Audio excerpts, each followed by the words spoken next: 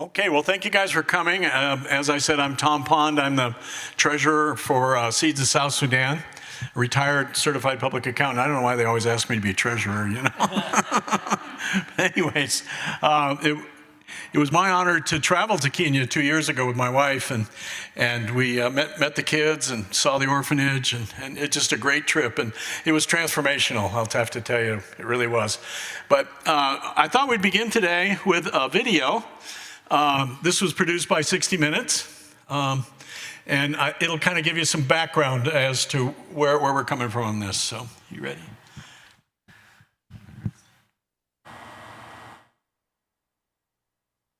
60 Minutes aired a story about lost boys from Sudan who fought off unspeakable dangers and then flew off to the United States.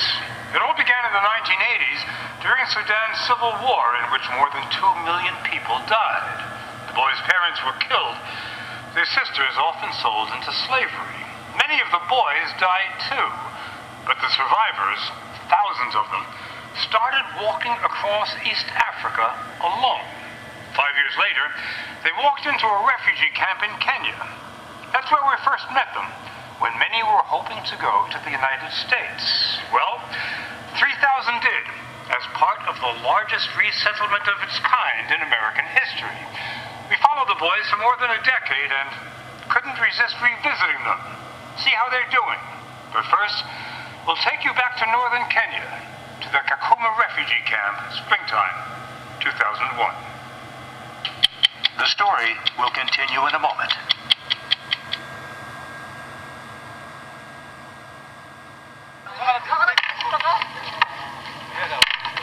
Nothing drew a crowd like the list. Once a week, the lost boys saw their destiny on a bulletin board, the staples of life. On this day, 90 learned they'd be going to America. Boulder. Every Sunday, a plane arrived at the camp to take the boys from nowhere to somewhere. From Kakuma to JFK and beyond. Not all of the lost boys got to go. Joseph Taban Rufino had walked to the board so many times he tried not to get excited. What's new? Something new. Yeah, I've seen my name on the board. Your name's on the board, huh? Yeah. Where are you going? This is Kansas City. Kansas City? Yeah. Do you know where it is? I don't know. Abraham Yelniel was taking this walk for the 25th time. He was an ordained minister of Sudan's Episcopal Church at Kakuma. He looked at the board as if it were a holy scroll. I'm going to Chicago. Is it interesting? Oh, it's very interesting. It's very interesting. Yeah. Thank you for that. They were called the Lost Boys because they were between 5 and 11 when their Christian villages in southern Sudan were attacked by Islamist forces from the north. When they saw their villages burning, they started running. Streams of boys became rivers. Hundreds became thousands until an exodus of biblical proportions was underway. They walked for 3 months across Sudan barefoot. 12,000 found refuge in Ethiopia. But after 4 years, they were chased out at gunpoint, chased to the Gilo River, where the waters did not part. For Joseph Taban, that day will never go away. We saw so many people who were just floating on the river. Dead bodies. Dead bodies, yeah. Who were floating on the river. Many were shot, many drowned. Many were eaten by crocodiles. Zachariah Magak was there. 1,000 to 2,000 were died in that river. 1,000 or 2,000 died in that river. Yes. It wasn't much better on the other side. They walked across deserts, over mountains. They had no food or water. Paul Dang was 7 when he started the walk. You have to urinate so that you drink your own urine. Did you ever do it yourself? Yeah, I didn't want to die. Other people didn't want to die. In the spring of 1992, after walking more than 1,000 miles, the boys made it over the border into Kenya. to a desolate place called Khartoum. For the UN, it was an emergency of vast proportions, these emaciated children. The boys, it was the safest they'd been in 5 years. Joseph became a medical assistant at the camp clinic.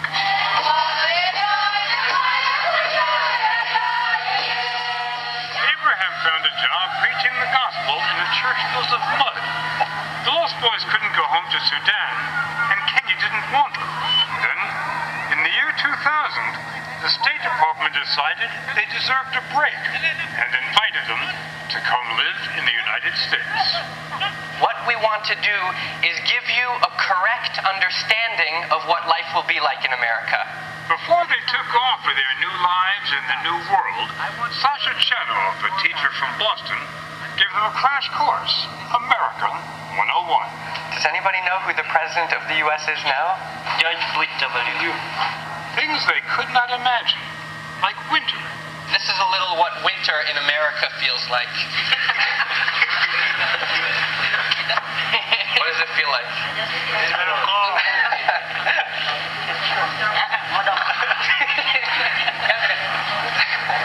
Will you die because of that coolness? No, people do not die because of the coolness. He had 3 days to prepare them for a leap of 1,000 years. Many of them have never been exposed to lights or to a fork and a knife or seen a TV. It's a group that's lost in time. They had 4 days to pack their luggage. They took little, left less behind. Abraham was taking a book he'd been carrying for 10 years. You still have the Bible that you carried from Ethiopia here? Yes, it's my life. I've been called a lost boy, but I'm not lost from God. I'm lost from my parents. As in any farewell, the lost boys were saying, "See you soon." But they knew better. Khartoum was losing its doctor and its priest.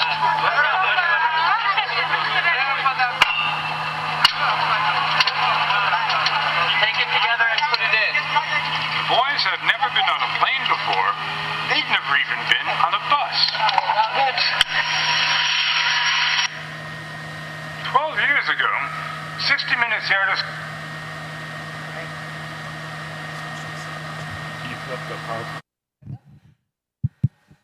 You're on. Go ahead. Put that up.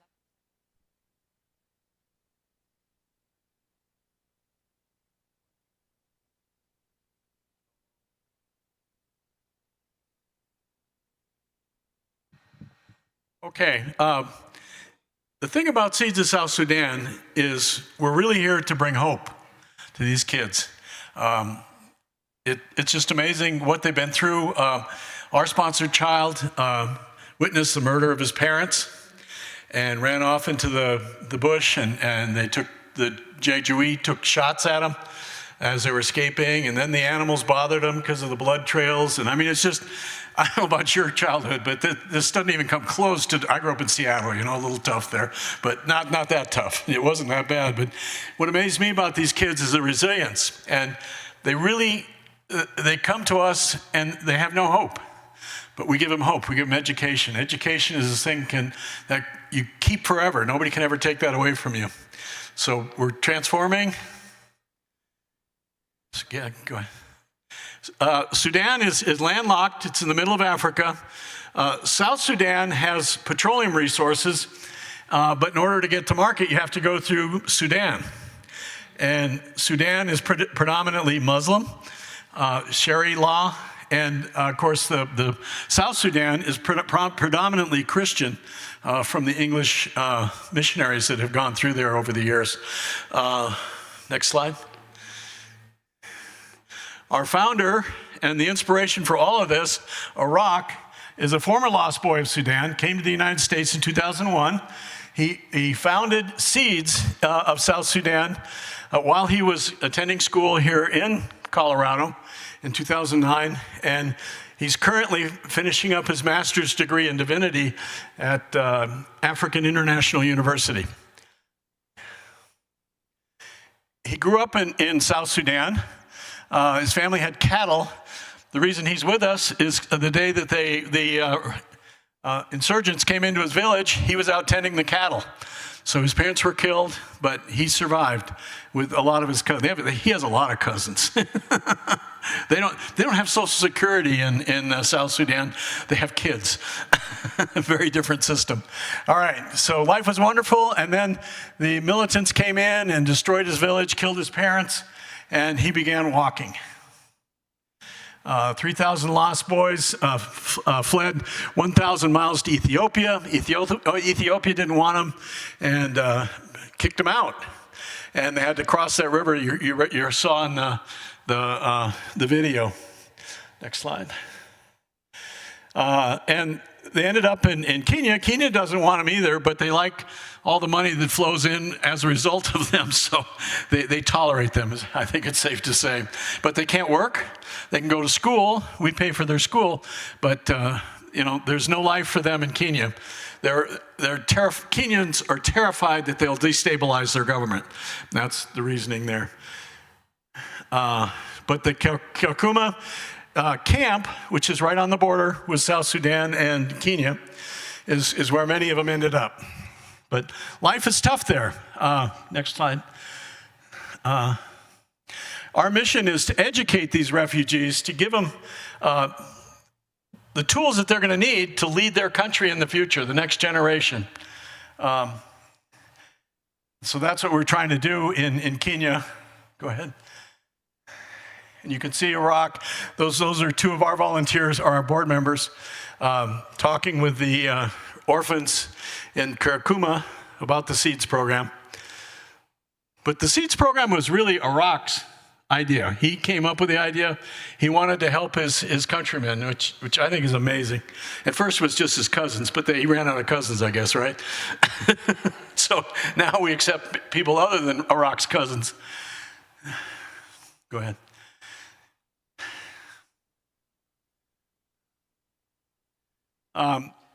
The food is really hard in the camps and clean water. And of course, they were on half rations at the beginning of the year, and now with the new administrations, they're on quarter rations because we've basically cut aid to the camp. So they live on one meal a day in the camp. Now at our orphanage, we feed them more than that, but a lot of rice and beans. Go ahead. The classes in the refugee camp, 100 students per class, no books, and apparently you can't even hear in the back of the classroom. That's what they told me. I don't know. But they get basically up to about a third grade education in the camp, and then we take them to Kenya. Go ahead.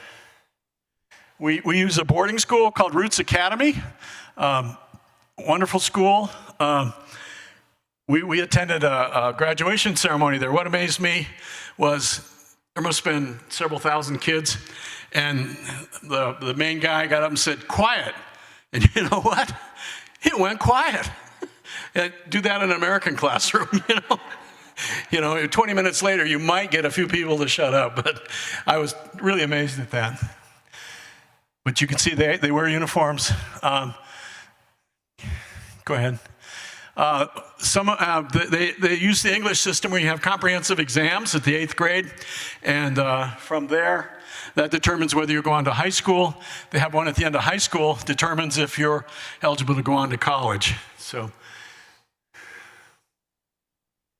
when the kids are done with their education, we ask that they go back to Kakuma and teach other students in South Sudan for 6 months to a year. Here's some of the numbers that we posted. These numbers are current. We've educated 187 orphans, 82 high school graduates, 24 college students, and 12 college graduates. And the grads are awaiting support for the college. We have one doctor too, by the way, medical doctor. But I found my involvement with Seeds of South Sudan to be transformational. When we went there, through a long chain of circumstances, I didn't think anything much about it, but when I got there, I realized God sent me there to answer these kids' prayers.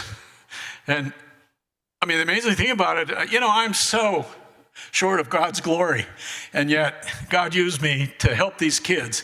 It is really transformational. I encourage you to try to get involved. Consider making a gift or sponsoring a child. Or what we really need is our college students are kind of hanging out there. We're trying to educate college kids, and it's expensive. They can't work. They can't even live in the dorms in Nairobi. They have to have outside housing and whatnot. Your gifts give them hope. Seeing the hope in their eyes is just amazing. And as I said, education is the one thing you can't take away. My brother and I, my older brother, dated a girl in high school. His mother was an Auschwitz survivor. And she said to me, education is the one thing nobody can take away from you. You have that your whole life. So that stuck with me. She had her tattoo on her arm. She used to wear bracelets. But when you asked her, she'd pull up the bracelets and show the number that the Germans gave her at Auschwitz.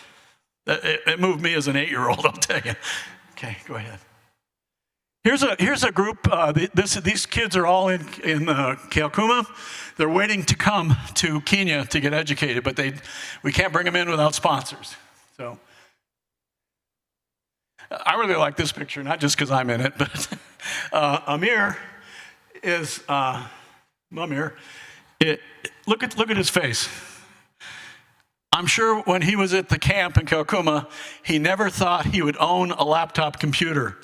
And we were able to bring him a laptop computer. And I think this one photo shows what we're doing here. It's all about hope. He's got a future. Oddly enough, he's studying accounting. I don't know if I influenced him or not. Probably not. But what we'd like to do now is do a little question and answer. And Arak, your turn. But don't stand next to me. I feel so short. Well, thank you guys. I let Tom go over the PowerPoint. He speaks faster than I do. To make it very short, I was born in a small village in Paleau. My mom and my dad were farmers. They have about 70 cows. That means we were rich. And I used to play with my cousin and friend, look after cows and sheep and goat and donkeys. And life was wonderful. But when my village was attacked, my life was turned upside down. And God put me not to be home at that day. I was outside looking after young cows. But when we hear sound of machine gun and the smoke rising from the village, we start running, hoping that in the evening we will come back. But God brought some people who ran out of the village that told us, keep running, they are running after us. So we started going from place to place. We didn't have any food or water. We eat anything we could get, leaf of trees. And drink any dirty water we could get. We worked for 3 months. And some of my colleagues died along the way because of sickness, because of lack of water. And I was lucky God put my cousin I was 7 years old at the time, but my cousin was 12. So he made sure whenever we get in the dirty water, he carried some for me. Because at that time I could go for 3 days without food, but without water. Even to go for 3 hours was difficult because it was 100 and something degrees hot. So we ended up in Ethiopia, and the United Nations came, give us some food and water for a while. And then war broke out again, and we were chased out at the gunpoint. Now it was during rainy season, so we have to cross rivers, and some of the lost boys get drowned in the rivers, some were eaten by crocodile. And during that time, the United Nations told us to go to Kenya because the war was still going on in Sudan. And so we walked for about a year. It was during rainy season, so we have to walk in the water. The water were like here, and at night we have to climb a tree and hold on to it until in the morning. And there were thousands of mosquitoes, and we were walking in. There was flooding, and it was raining heavily. There was some time that I lost hope and say maybe tomorrow, when I saw some of my colleagues dying, maybe tomorrow I will be next. So I was afraid. But God put a hope in me to keep going. We arrived in Kakuma refugee camp in 1992, and the United Nations came again, and Kakuma was very dusty. There were no trees when we came, but 4 years later, the trees start growing. And the food was not enough. You eat one a day if you're lucky. Sometimes you go 3-5 days without food. When I speak to kids in middle school, high school, they always ask me, well, 3 days, I think someone could die. I usually tell them, you cannot die. Even 7 days. In Kakuma, water, we walk every day for 1 hour and a half to get water. And as I usually tell American kids that you are so blessed. You have plenty of food and water whenever you want it. That is a huge blessing. And after I came here, after the United Nations talked to the U.S. government, and U.S. government accepted us, we came here. It was very confusing. It was very scary. It's totally different life that we have to learn everything from the beginning. But thank God we have American volunteer. People love us and take us for shopping, show us where the bus stop is. And we were supported by the government for 3 months. After 3 months, we have to go on our own. And after 3 months, we were 9 living in a 4-bedroom apartment, but only one of us get a job. Because we didn't have any job experience, so we was able to pay for our food, rent, and everything. It took some of us almost a year to get a job because we didn't have any job experience. My first job was a dishwasher, and I was amazed by the amount of the food that we throw away every day. And I was thinking, my God, how can I throw this food into the refugee camp? It was very shocking. So after 5 months, I started going to school to learn English as a second language. And I came when I was 19, so I cannot go to high school, but I was given opportunity to go to the school where I learn English as a second language. And then to go to college, I have to take a GED test. And I was helped by one of the volunteers by getting me some book to prepare. And then I took the test and I went to Denver Community College. After 2 years, I graduated and then went to University of Colorado at Denver. I have a distant cousin who went to school here at CU Boulder. So after I graduated from CU Denver, I went back to the refugee camp. And when I go there these orphan children who wake up every morning, and the first thing they think, where will I eat today? So they go around in the Kenyan part of the town looking at garbage for something to eat. And by the way, when I came here, I have a nephew and a cousin that I start supporting, buy them clothes and food. So I came back and talked to American friend, like Thomas say, and that is the time we started Seed of South Sudan. The mission is to give hope to those who are in refugee camp. And hope is very important in life. When I talk to American kids in high school and college, they always ask a lot of questions. And one of the questions is, what do kids do, when they wake up every morning, they don't have school to go to? And I say, all the thing is about where do I get food? And that you are so blessed to be in this country, and that you have plenty to eat, and that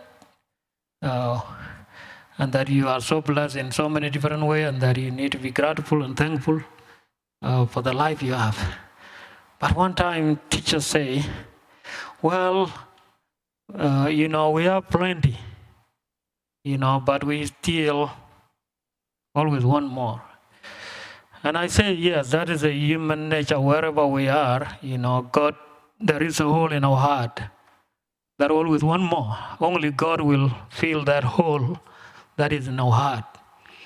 So it is a problem whether we are poor or rich. It affects all of us. When we have a good life, we don't even see it until it is gone later. We will say, well, in 2009, economy was good. But when we were in 2009, we don't even see it. We don't even realize it. So we call individuals like you that to sponsor a child. I was amazed this morning to find one of our sponsors here in this church,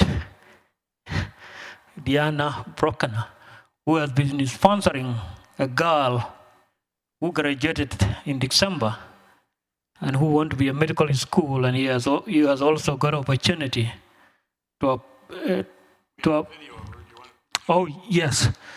So to make it short, we will end it, but we always encourage people to sponsor a child. It is a history that you don't know how it will end. And being faithful to God and sharing the little that you have make a way different that you will not even understand or never know what God will do through that person. We will show the video, and if you have any question, 4 of us are here from the board of Synod of South Sudan. All of them have been to Kenya, like Tom, and they have seen what we do. So I will stop here, and then we show the video, and if you have any question for 4 of us, we will be happy to answer. And thank you so much for having us and for the warm welcoming. We are so blessed.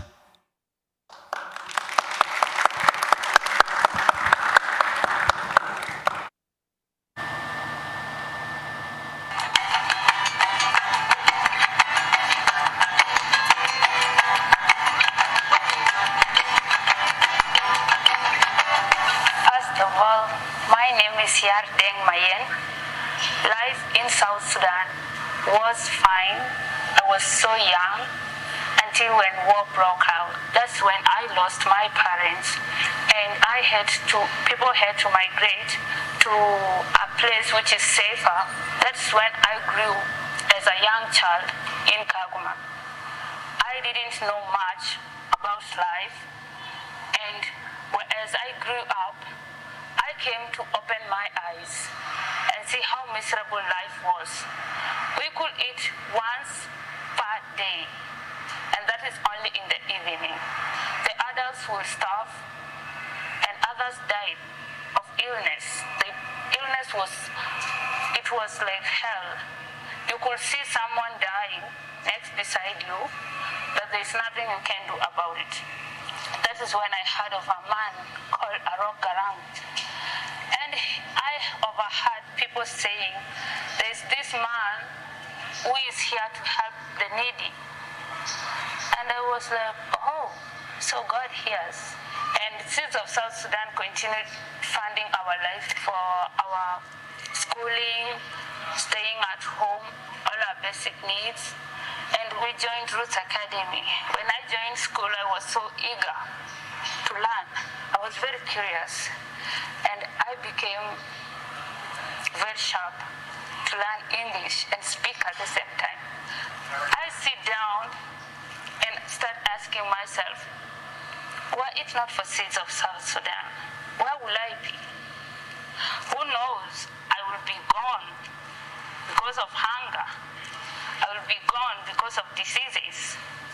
I am very grateful for every sponsor, every board of management of Seeds of South Sudan member, everyone, all the students.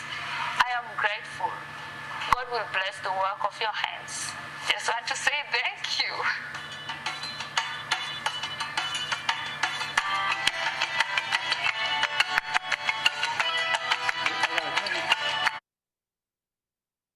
There you go. You're on. When I went to Kenya, I got dysentery. I thought I was going to die. You know, it's horrible. I'm the only one in our group that got it. And my wife hung in there by my side. I think she wanted to get the time of death right on the certificate. But I made it through. But that's just the life that they have to share there. Any questions? Yeah, I want to make an announcement because the sponsor of that young woman that you just saw, this is her sponsor. Will you stand up, please, and introduce yourself? Diana Bruckner from Longmont, and I first heard of Rock Talk when he was at Montview Presbyterian Church in Denver, and it just touched me so. And I have sponsored her for 8 years, and so proud of her. So I'm hoping she gets the scholarship to Canada, and then my husband and I will go meet her. All right, thank you. Any other questions of Iraq? Do you have any paperwork, brochures, anything about this? Yes, that we it's can, on the table out on there. that, okay, thank you. Yeah, we have lots of, and you can get a sign-up card if you want to sponsor a child. No So- charge. What is your criteria when you're interviewing students to be, to come into the program? Well, I think we look first for academic performance in Kakuma, that they have to, and desire. You got to have a burning in your heart to make it through a program like this. And so we look for that. And I'm really amazed at how few washouts we have. We do have them. You'd expect that, but very few of the kids that actually come into the orphanage, we call it home base, they come to home base, are sent home for whatever reason, for not performing, adequately, or behavior issues, whatever. I know when I was that age, I was horrible. I don't know about you guys, but yes. How many are in home base now? About 100. Is that right, Rock?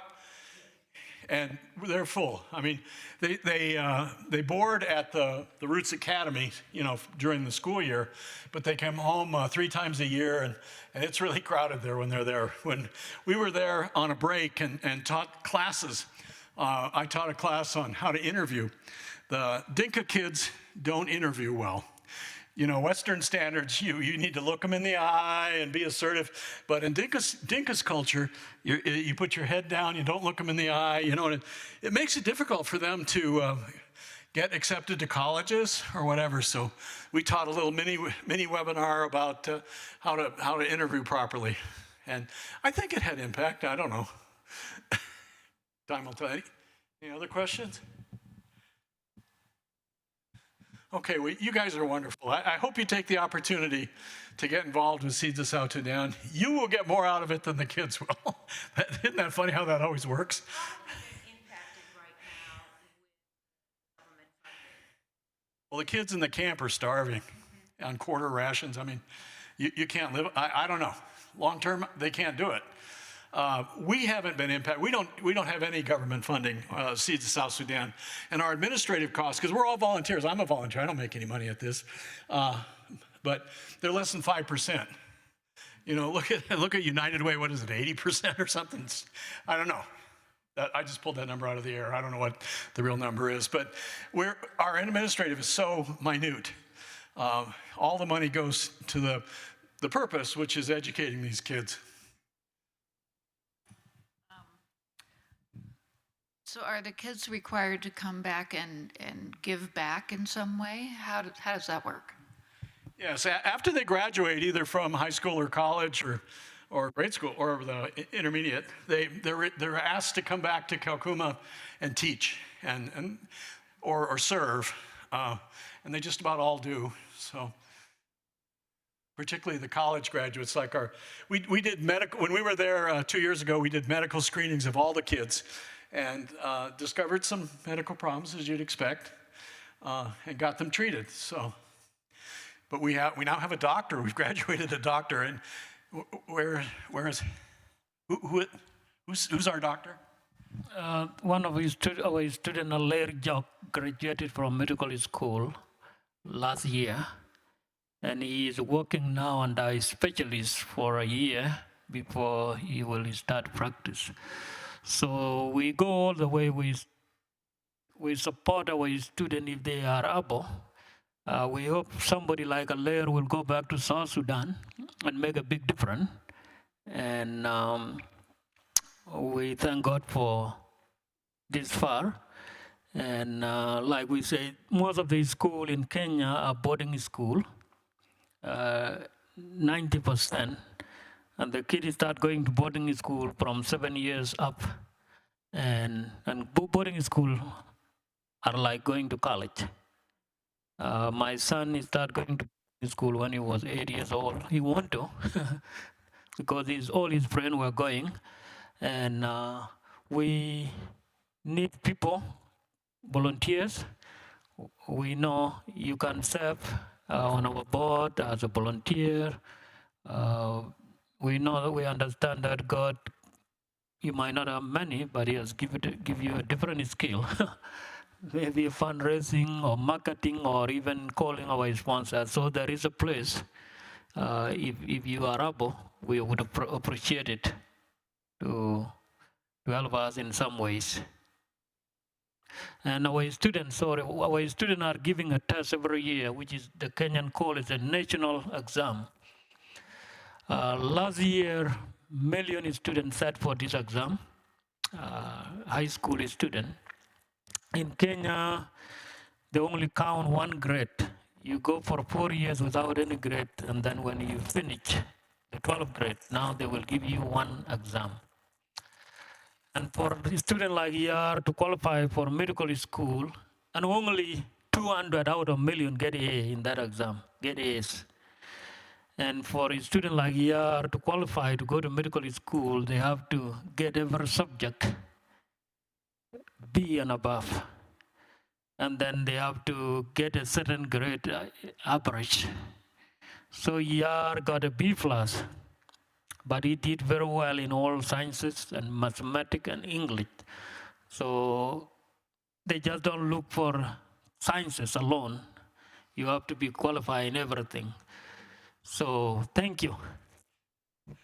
My wife and I are sponsoring a college student, and he was in the top 2% in that comprehensive exam. So he's planning on studying petroleum engineering in the fall. So we're really excited about that. And I'm mentoring him on goal setting and et cetera. Is there still the kind of violence and unrest and killing there that continues? In South Sudan, yes. In Kenya, no. It's amazing. Kenya is such a melting pot. The types of weapons they have. You know, South Sudan has been at war for 50 years. And any kind of weapon you can think of is there, you know.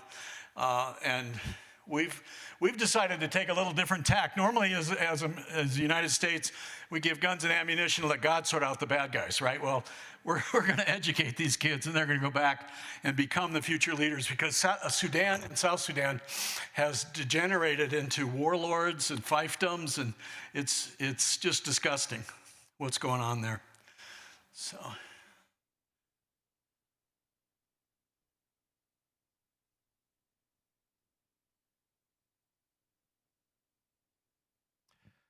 Eric, I have a very personal question.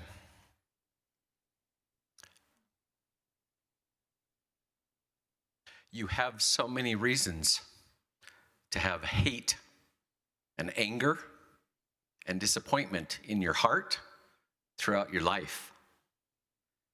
And yet your smile is infectious. How?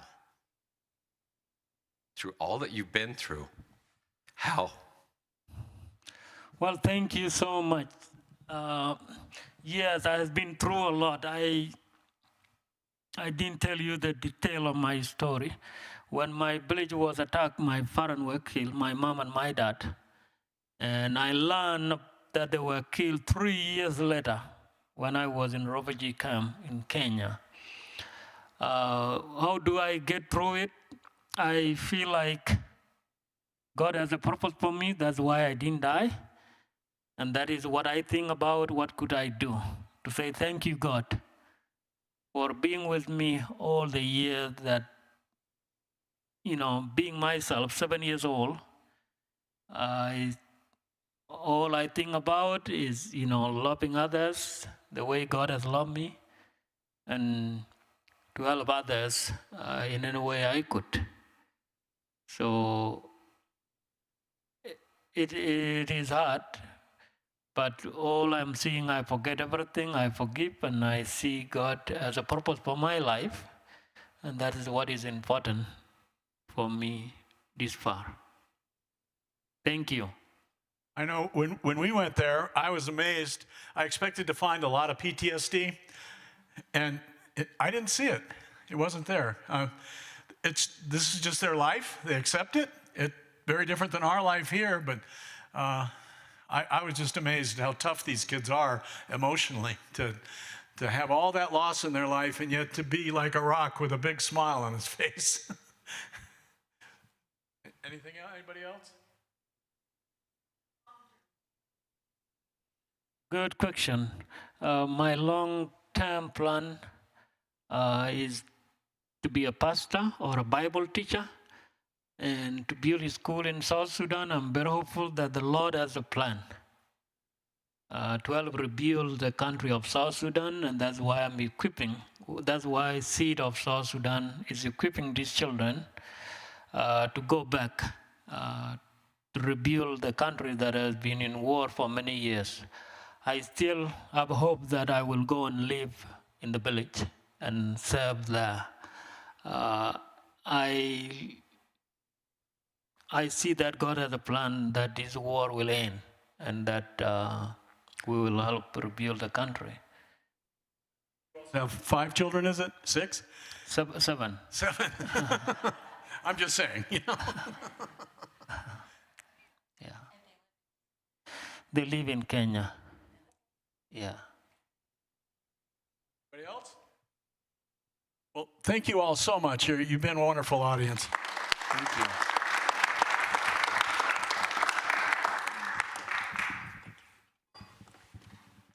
And if anybody has questions on sponsorship, talk to you guys out there at the table. Okay, thank you.